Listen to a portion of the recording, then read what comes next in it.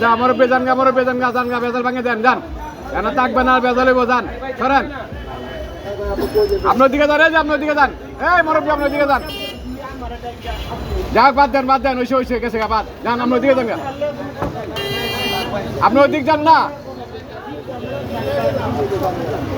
যান আমরা ওদিক যান ওদিকে যান না ওদিক গেলে আবার পারবো ঠিক আছে যান না রে বাবা একটু আপনার পরাজয় হন না পরাজয় হয়